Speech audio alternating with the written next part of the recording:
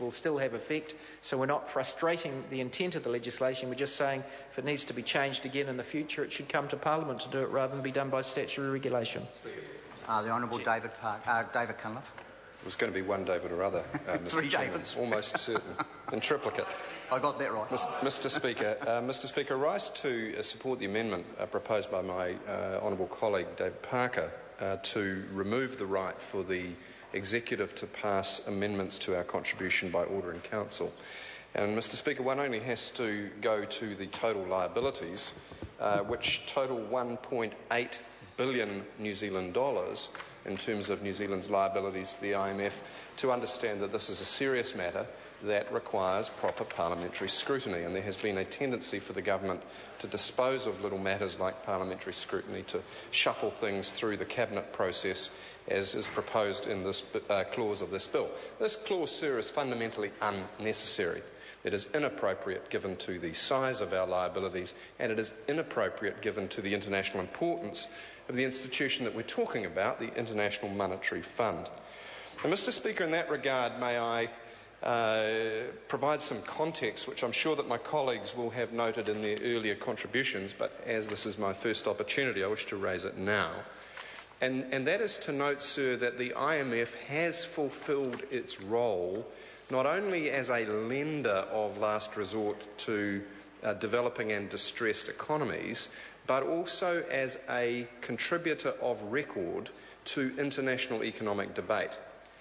Now, what has been remarkable, sir, is the way that the nature of the IMF's advice has changed during the last decade in the run-up to, during and in the wake of the global financial crisis. And, sir, I can do no better than point to this book, which has been provided by my colleague David Parker, in the wake of the crisis, which is edited by Olivier Blanchard, the chief economist of the IMF. And I'd refer also to two IMF working papers, which I'll later seek leave to table, one on growth forecasts and fiscal multipliers, and one on the basic mechanisms and appropriate policies for dealing with the global financial crisis. What is remarkable, Mr. Chairman, about these papers is that the IMF has shifted its views. The IMF is now saying that too much austerity prolongs recession and will inhibit the global recovery from the global financial crisis.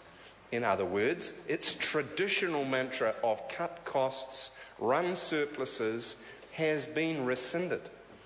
And what they explicitly recognise, sir, is that fiscal parameters must be seen in relation to what economists call the output gap. Is there sufficient spending power, sufficient demand in the economy from mums and dads, from private businesses and from government to keep everybody working and paying taxes and to keep the ball rolling, as it were? And what they argue cogently in this paper is that if there is insufficient demand because governments retrench too quickly, that can become a self-fulfilling prophecy.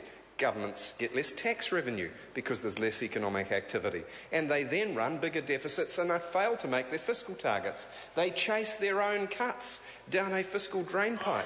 And, Mr. Speaker, that's well, actually, the financial genius in the back row is saying it's not happening here, but in fact it is, sir, because the government's revenue targets have reduced over the last year, and it has had to increase revenue through a new fuel tax, fuel excise, and even so it is only just, if at all, going to meet its surplus target for 2014-15.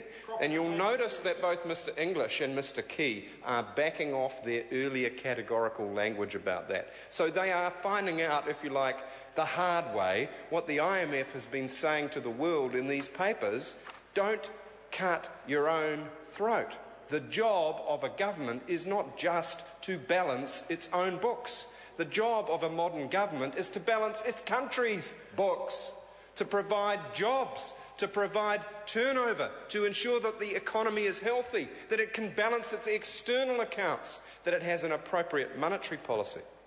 Mr. Chairman, if I might turn to this contribution by the IMF chief economist, he has said, and I quote, We've moved from a one target, one instrument world to one where there are many targets and many instruments. Well, why has nobody told the Governor of the New Zealand Reserve Bank?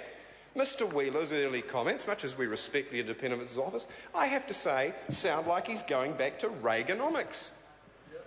We need a modern monetary policy, and the IMF is telling us, Mr Chairman, telling us that that is a multi-policy, multi-target, multi-instrument framework is best practice, not the single focus on inflation with the single tool of the official cash rate.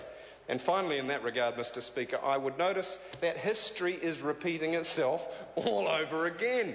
We have flagging productivity growth, high unemployment and a runaway property market. And what is the government's monetary policy response? Well, one day we'll do nothing, another day we might raise the official cash rate, but nothing that is sector-specific, no use of macroprudential tools like loan-to-value ratios or reserve asset ratios, nothing that shows they are learning the lessons published by the IMF. But they are happy to rescind the right of this Parliament to comment on $1 billion plus in financial liability to the same organisation. How is that right? Support Mr Parker's amendment, remove Clause 4, maintain the right of this Parliament to oversight on our liabilities to the IMF, give the people of New Zealand the opportunity to hear why we do it in the first place, and make sure that we are a proper global citizen.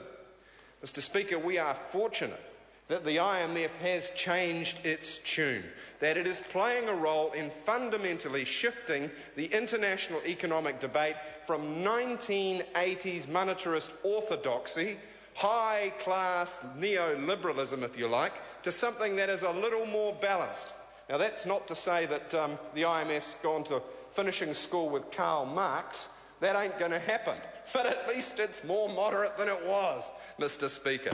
So, Mr Speaker, in conclusion, support Mr Parker's amendment, strike Clause 4, maintain oversight of our contributions to the IMF and take seriously the $1 billion liability. It's almost as big as they've spent on South Canterbury finance. Dr David Clark. Mr Chair, thank you for the opportunity to speak on the Clause 4 of the bill.